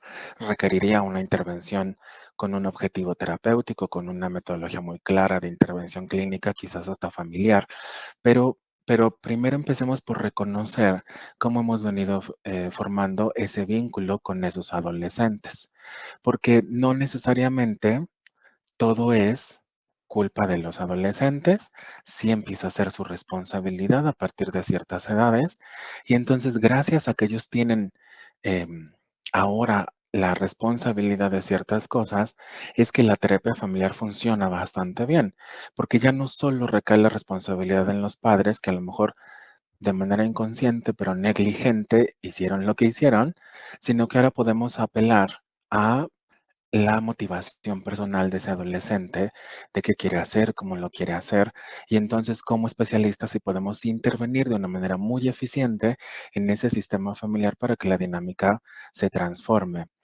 Un poco, Alejandra, es más o menos lo que te podría compartir de cómo hacerle cuando los adolescentes se sienten con ese poder, pero no sé si te es útil lo que te comparto. Sí, muchas gracias, profesor. La verdad, sí, sí me aclaró bastante la duda que tenía. Gracias. Un placer, Alejandra. Vero nos dice, la sobreprotección es una forma de violencia que también que limita la autonomía. Claramente, sí, yo creo que la sobreprotección, hablar de sobreprotección es dudar de la capacidad que tiene la otra persona a quien estamos sobreprotegiendo de lidiar con los conflictos. Ahora voy contigo, em, Alejandra Alcántara, que levantes de tu manita, dame un segundo. Entonces, sí es una violencia porque estamos minimizando a la otra persona, dudando de sus capacidades para resolver conflictos y de su capacidad para lidiar con la realidad en la medida de su desarrollo, ¿no? Del ciclo vital en el que esté, pero tenemos que confiar, es decir, en los niños podemos confiar en que saben qué ropa les gusta más y les queda más cómoda. Eh, no van a ser autosuficientes para comprarse la ropa que les guste y entonces sus opciones van a estar limitadas a la ropa que yo les compré, pero de lo que yo les compré, los domingos pueden elegir qué se quieran poner y aunque les quede todo revuelto, pero puedo confiar en que están aprendiendo a tomar decisiones con relación a sus gustos, a sus elecciones. Incluso empiezo a darme cuenta si tienen alguna preferencia por las texturas, por la manera en cómo les ajusta la ropa, porque eso parece una nimiedad, pero de repente nos llegan muchos chicos a la consulta que tienen algunas neurodivergencias que jamás identificamos porque los papás los obligaban a vestirse de cierta manera, con cierta ropa, a comer ciertas cosas, cuando en las neurodivergencias entendemos que hay texturas, que hay sabores, que hay texturas en el paladar o en la ropa que son muy incómodas por la propia neurodivergencia.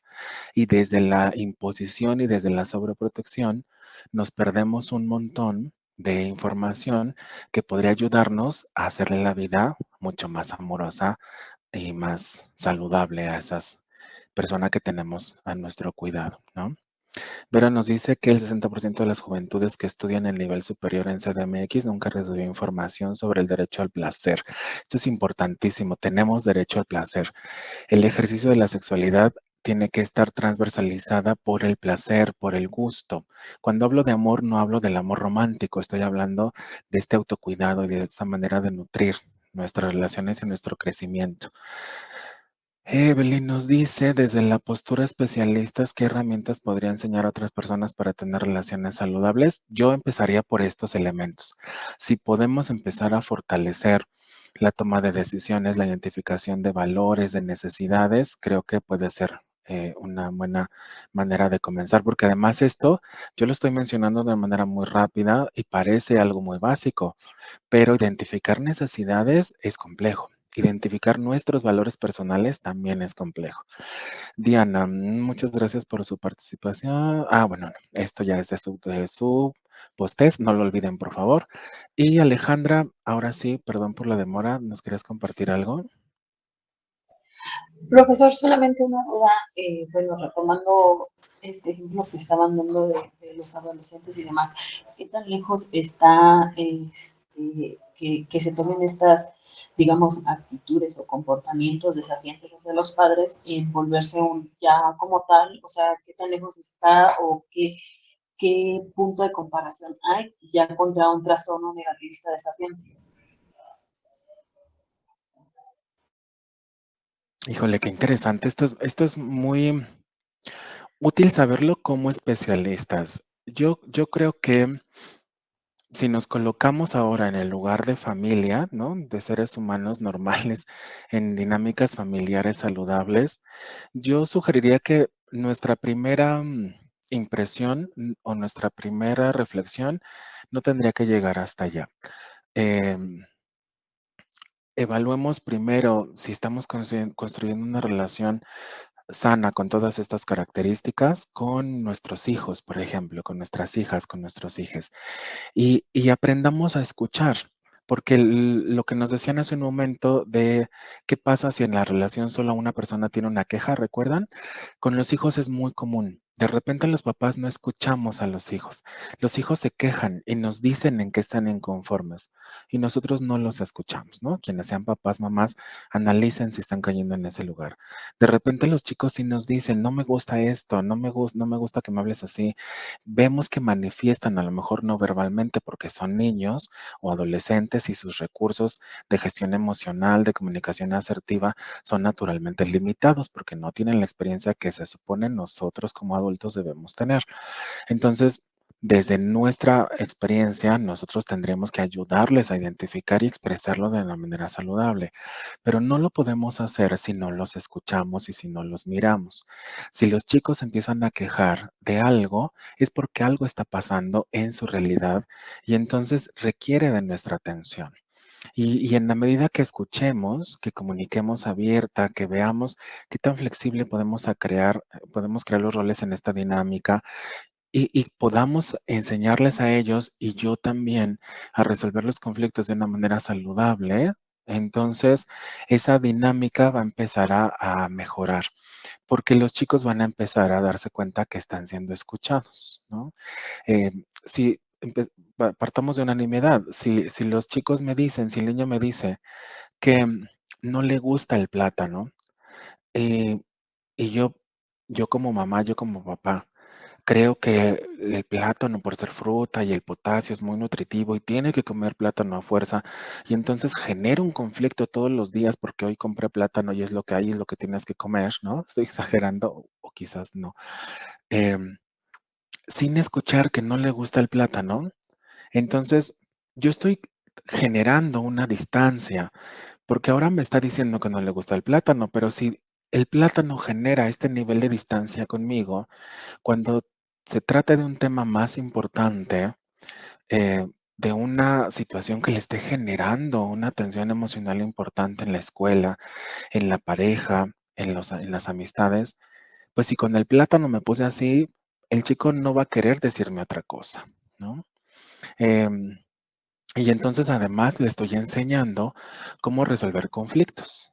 Y entonces el chico está aprendiendo, los niños, niñas y niñas están aprendiendo que la manera de resolver conflictos que se estila en mi familia es gritando, obligando, diciendo que no te vas a parar, y eso lo van a empezar a repetir, ¿no? Entonces, antes de pensar en un trastorno, eh, veamos cómo fuimos creando esta dinámica como familias. En la consulta también tenemos que ver primero eso, si la dinámica familiar, si la interacción y si los roles están dándonos señales de que en el sistema familiar, más allá de un trastorno, tiene que ver con conducta, tiene que ver con significados, con connotaciones de las dinámicas que en realidad no están favoreciendo una dinámica saludable, un vínculo saludable. No quiero decir que no existan los trastornos, ¿eh? Em, Sin embargo, la mayor parte de las veces no obedece a un trastorno desafiante, por ejemplo. Si sospechamos como especialistas que esto pudiera estar sucediendo, porque en el análisis, porque en la evaluación que ya hice, eh, parece que todo lo demás funciona medianamente bien o funciona bien y de todas maneras estoy viendo indicadores según mi CIE-10, según mi DSM-5, que pudiera estar sucediendo algo, entonces ya mi curso de intervención es distinto. Pero justo como profesionales, esta organización del diagnóstico y de la intervención clínica es lo que nos va permitiendo tomar decisiones para la mejor planeación de la intervención. No sé si con esto te ayudo. Sí, ya queda un poco más claro. Muchas gracias. Un placer, un placer. Y bueno, con esto un poco traté de ir mezclando lo de las diapositivas. Yo pensaría que en este tema algo que sí les invito a que pudieran llevarse es que construir relaciones saludables en cualquier ámbito, pareja, familia, amistades, trabajo, es un proyecto conjunto, ¿no? Co-creamos las relaciones saludables. La responsabilidad es de ambas partes. Eh, Siempre y cuando tengamos el mismo nivel de maduración y de desarrollo, es decir, que estemos actuando entre pares o ya entre todos los que estamos involucrados, tengamos más o menos un mismo nivel de maduración física, psicoemocional, mental, entonces estamos creando juntos. Hago esta diferencia porque hemos hablado de las relaciones padres e hijos, ¿no? O adultos e infancias en donde por supuesto que ahí, aunque sí es un proyecto de co-creación, porque de todas maneras la relación se retroalimenta entre ambas partes, quien tiene la responsabilidad de formar una relación saludable es el adulto para las infancias. No es la responsabilidad compartida, ¿no? Somos los adultos los que tenemos la obligación, incluso legal, de favorecer los espacios saludables para el desarrollo adecuado de las infancias y de su personalidad. Entonces, con esto quiero decir que, salvo esos casos, cuando estamos hablando de personas mayores de edad, la responsabilidad de que una relación funcione y se madure y crezca y no haya violencia es de ambas partes. Incluso en las relaciones donde hay violencia, eh, es una co-creación y quiero solo hacer una especificidad y darle contexto, porque en algún punto por supuesto que la persona que vive violencia no merece esa situación, ¿no? Y llegado a una fase, es importante que reciba apoyo, es importante que pueda allegarse de recursos, de redes de apoyo institucionales, asesorías jurídicas, etcétera, porque no es tan fácil salir de estas dinámicas, ¿no? Pero lo traigo a la mesa porque antes de que lleguemos a esta fase tan problemática y compleja, eh, el proyecto de cocreación siempre existió. En el momento en el que mi termómetro de la violencia empieza a avanzar y hay un empujón y hay un grito y me dice que no puedo usar tal cosa o que no opine de ciertas cosas o que estoy mal en ciertos elementos, por poner ejemplos muy simples, ¿eh? Eh, Tienen que ser focos rojos para mí de qué tipo de relación estamos creando juntos, porque yo estoy permitiendo que rebase límites y por qué lo estoy haciendo, por qué no le estoy poniendo límites adecuados, por qué no estoy hablando de manera abierta de lo que no me gusta, de lo que no quiero permitir, de mis valores y no negociables en esa relación. Em, Ahí es donde podemos hacer que la relación como proyecto conjunto cambie hacia un lugar distinto. Y no quiero decir que la relación mejore, quiero decir que si los dos estamos viendo que en esta relación em, pues tú nunca vas a dejar de ejercer violencia, pero yo me doy cuenta que no es algo que yo quiero, entonces voy a poner un límite y en la segunda vez que me empujes o la segunda vez que me insultes, entonces mi relación contigo se acabó. Ese es un límite que yo pondría. Y cada quien encuentra los límites y esa relación terminó. Y significa que terminó. No que vamos a ver y vamos a quedarnos otro mes a ver si cambias. Recuerdan lo que hablábamos de los límites, ¿no? Entonces, creo que es importante que lo podamos dimensionar hasta estos extremos tan amplios. Y otro de los extremos amplios, pues también tiene que ver con cómo le hacemos con estas relaciones que además existen en el mundo virtual, que además a veces no necesariamente estoy hablando de un noviazgo con alguien que vive en otro país y que entonces es noviazgo de redes sociales, etcétera, etcétera, que sí sucede, ¿no? Jessica, ahorita respondo a tu pregunta porque es bien interesante.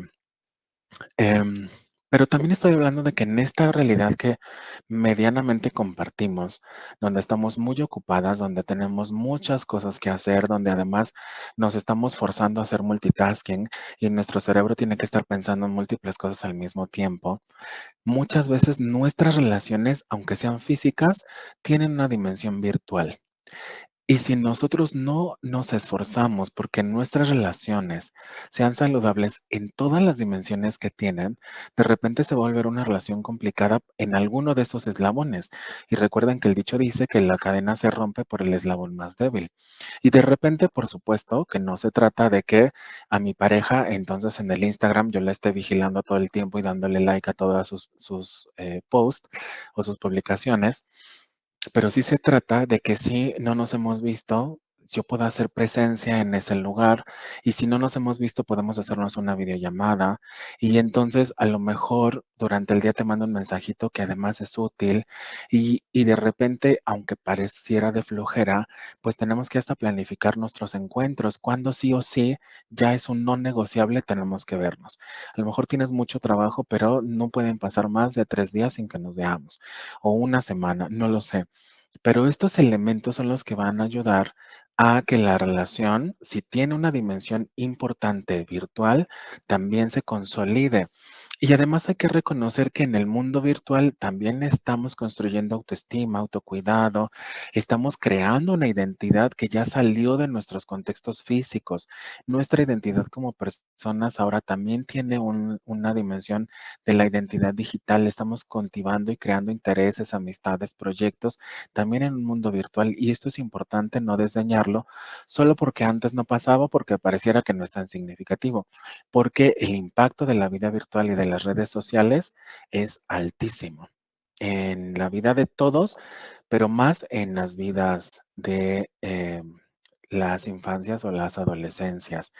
Jessica nos decía, ¿las personas cambian? Yo creo que sí, todos y todas y todes cambiamos. Ahora, si la pregunta lleva esta connotación de si va a cambiar para bien según mis intereses, La respuesta es no lo sabemos o posiblemente no, porque todos cambiamos, pero no necesariamente como quieren los demás que cambiemos, ¿no? Como seres humanos, nuestra única constante es el cambio. Quien yo era hace 10 años, es más, quienes éramos antes de la pandemia del COVID, eh, 4 años después ya no somos las mismas personas. Esta dimensión virtual se metió en en nuestras vidas por el COVID y llegó para quedarse. Aun cuando, les decía, yo soy millennial y entonces la internet y las redes sociales, etcétera, existían antes de la pandemia, ¿no? Entonces, siempre estamos cambiando. Pero pero pensar que las personas van a cambiar como queremos y entonces que eso sea motivo para mantenernos en una relación, es decir, la esperanza de que la persona por fin cambie y lo haga distinto y que eso sea el motivo para quedarme, es un gran error, porque entonces estoy teniendo una relación con alguien que no existe. Me estoy quedando en una relación con alguien que me incomoda, que no es como yo necesito que sea, por la expectativa, la esperanza y la fantasía de que va a ser alguien distinto. ¿Se dan cuenta si lo ponemos en ese terreno con todas las letras en dónde estamos? Y creo que ahí es donde podemos hacer uso de este análisis de la autocrítica, de la reflexión, de en dónde estamos. Porque realmente la relación que tenemos es con la persona física, con lo que sí está haciendo. Y yo me estoy quedando por la esperanza de que va a ser algo diferente. Y entonces nunca va a pasar. Cuando yo doy terapia de pareja, a veces utilizo mucho que a veces es como si fuéramos a una mueblería y nosotros toda la vida quisimos un reposet y llegamos a la mueblería y compramos una silla de madera.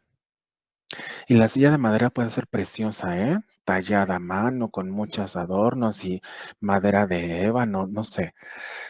Pero yo siempre quise un reposet y me lo voy a llevar a mi casa y todos los días que yo me siente en esa silla, voy a pensar que algún día se va a convertir en un reposet y eso nunca va a pasar, ¿no? Si yo quiero un reposet, desde el principio tengo que comprar un reposet, ¿no? Un sillón mullido, acoginado, que levante mis pies.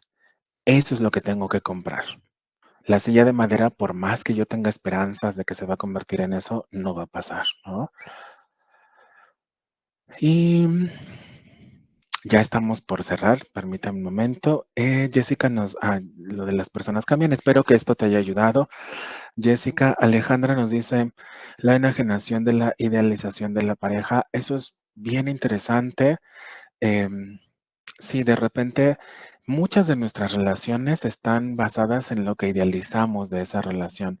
Muchas veces no estamos en la relación de pareja o en la relación, la que sea, por lo que es la relación, sino por las expectativas, por lo que imaginamos de lo que va a ser la relación. Piensen en su trabajo, por ejemplo. ¿Cuántas personas están teniendo un trabajo por lo que creen que era el trabajo, por lo que pensaron que iban a hacer ejerciendo ese trabajo? ¿Cuántas personas eligen una carrera por lo que pensaron que era la carrera? E idealizamos lo que nos iba a pasar en ese trabajo, con esa carrera, y después pues nos damos cuenta que la realidad es otra, ¿no? Y nos quedamos por la idealización. Fabiola nos dice, ¿cómo se podría lograr que se comprenda realmente la intención de un mensaje de manera virtual? Porque en ocasiones esta herramienta se convierte en una contra respecto a las relaciones saludables, porque genera problemáticas, pero justamente una interpretación errónea de la intención con la que se envía un mensaje. Esto es bien interesante. Y yo creo que haciendo uso de la comunicación en general. O sea, recordemos que la comunicación escrita solo es una dimensión de la comunicación. Si nosotros olvidamos que la comunicación tiene más elementos y solo dependemos de una de sus dimensiones, siempre va a haber un error, siempre. Entonces, si en la relación que tenemos, cualquiera que ésta sea, el mensaje tenemos la necesidad y queremos que se comprenda de la mejor manera posible, entonces tenemos que garantizar que llegue por los medios más integrales posibles. A veces no vamos a poder hacerlo siempre por los medios más adecuados y entonces solo nos queda un mensaje de texto, un WhatsApp o un correo, no sé. Pero entonces pensemos que esa no es el final de la comunicación.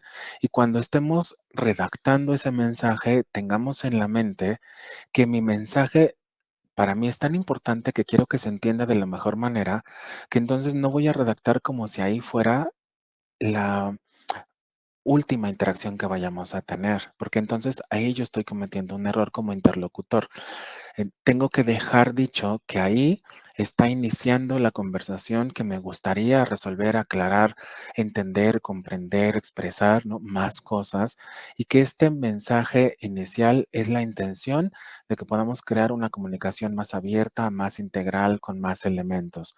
Y entonces en la dinámica, ahora estoy hablando de una situación en donde a lo mejor pues no nos queda de otra más que mandar un mensaje, pero en la interacción cotidiana, si yo estoy mandando un mensajito de buenos días y además le puse el emoji del solecito y de la carita sonriente y a las 2 horas te hice una llamada y aunque no me contestaste te dejé un buzón de voz o te mandé una nota de voz por el WhatsApp y después en la tarde nos vimos y te estoy sonriendo, entonces se van sumando todas las dimensiones de la comunicación y eso hará que en la medida de lo posible los mensajes lleguen con una mejor comprensión para la persona que está recibiendo este mensaje. Porque además, siempre recordemos que la vida cotidiana son acciones en cadena. Entonces, si yo mando un mensaje ahorita, ahí no termina. Pero eso es una situación tan común que nos pasa que por eso muchas parejas terminan en conflicto, porque quieren resolverlo todo en un mensaje, porque queremos que nuestra discusión y el momento más álgido de la discusión sea por mensajes de texto. Y entonces empezamos a enviar miles de WhatsApp diciendo y explicando y haciendo. Y entonces, claro que es un tema tan importante que el canal de comunicación no es el adecuado. Y entonces es ahí donde a partir de ahora ya sabemos que tenemos que usar el canal adecuado o sumar todos los canales posibles para hacer que esa comunicación sea eficiente. Fabiola, espero con esto ayudarte un poco a ir nutriendo la respuesta a tu pregunta. Em, Gabriela nos decía, al igual que usted, compañera, considero que los mensajes son interpersonales, claro. Gracias, Jessica. Diana nos dice, lo del Forms, por favor, no lo olvidemos. Y bueno, con esto vamos cerrando entonces. La promoción de las relaciones a través de la igualdad es importante. Em, ¿Qué es la igualdad en las relaciones? Tomamos decisiones todos. Recordemos este tema de la equidad, ¿no? A lo mejor no todos lo hacemos de la misma manera y al mismo tiempo, pero todos los involucrados en la relación estamos contemplados en esa decisión. Eh, Todos nos involucramos en las tareas. En la casa todos tenemos que involucrarnos desde los niños hasta los adultos. En la pareja todos tenemos una tarea que colaborar y en que contribuir. Podemos expresar nuestras emociones y sabemos que se va a validar y que nos van a entender. A lo mejor no la van a compartir, pero la otra persona la va a recibir. Y además sabemos que hay una oportunidad importante de que en esta relación haya crecimiento para todas las personas involucradas. El autocuidado, la resolución de conflictos son herramientas para las relaciones saludables y como han podido ver, hemos venido dibujando casi natural que además no estamos solos y solas en este proceso. El apoyo profesional muchas veces es importante. Cuando hay un conflicto importante en las relaciones, pues a veces no sabemos qué hacer y por eso los profesionales de la salud nos formamos en esto, porque podemos ayudar a que la sociedad, la comunidad, las familias, las parejas, las personas tengan una vida mucho más saludable. Entonces no descartemos ni nosotros brindar apoyo como profesionales, pero sobre todo no descartemos buscar apoyo cuando en nuestra vida personal necesitemos el acompañamiento de un especialista. Resuelve y ayuda mucho que podamos nosotros mirar con unos ojos distintos la realidad que estamos teniendo, porque a veces si nosotros miramos con nuestros propios ojos, pues vamos a ver las mismas cosas, las mismas alternativas. Recordemos lo que hablaba al principio de la diversidad. Si nos aportan un punto de vista diverso, diferente, va a encontrar alternativas creativas y eso es lo que hacemos en consulta. Y con esto cierro, a reserva de las preguntas que puedan tener. pues construyamos relaciones saludables. Espero no haberles aburrido. Mi intención era un poco ayudarles a reflexionar que el esfuerzo constante y el compromiso son elementos de nuestras relaciones. Las relaciones no se dan mágicamente por generación espontánea. Es un compromiso, es una disciplina de todos los días de saber quiénes somos, qué hacemos y cómo podemos aportar para que la otra o las otras personas encuentren felicidad y bienestar con nosotros y nosotros lo encontremos con ellas. Y pues recuerden además que las relaciones son el viaje, en realidad no son el destino. Entonces disfrutemos de nuestras relaciones, el tiempo que se den, de la manera en que se den lo mejor saludable posibles y no nos enfrasquemos en forzosamente querer tener una relación de cierta manera con ciertas características. Muchísimas gracias a todos, todas y todes. Gracias Muchas a gracias. usted. Muchas gracias. Muchas gracias. Muchas gracias. Muchas gracias. Hasta Muchas luego. gracias. Excelente día a todos. Muchas gracias. ¿Alguna pregunta, alguna otra duda? Aquí en el chat, muchísimas gracias. Yo nada más Gracias, quería Pablo. preguntar que cuando las futuras parejas mencionan que te vengo a salvar. Pues muchísimas gracias, maestro ¿A qué Jorge. se Fue muy refería? enriquecedor el tema, chicos. Pues muchísimas gracias por su participación. Conéctense a los siguientes talleres.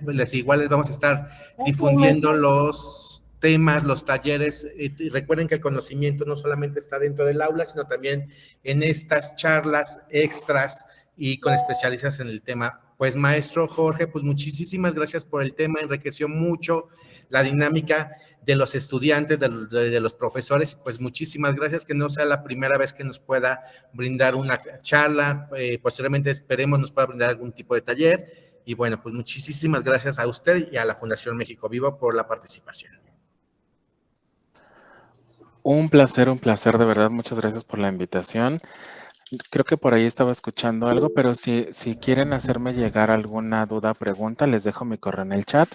Arlet, coméntanos, bueno, si tenemos tiempo. Yo nada más quería saber como de manera muy pronta, o corta, cuando una persona, una futura pareja le menciona, por ejemplo, a una, te vengo a salvar a ti misma, de ti misma dentro de una relación, ¿por qué sucede eso?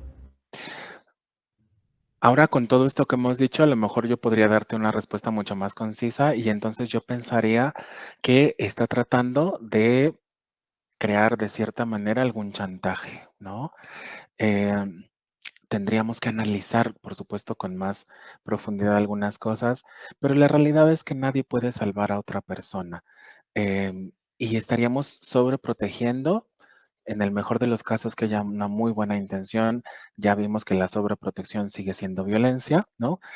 Y pensando en el otro extremo, que no hay una buena intención, pues estamos tratando de crear un vínculo donde el chantaje va a ser la herramienta principal.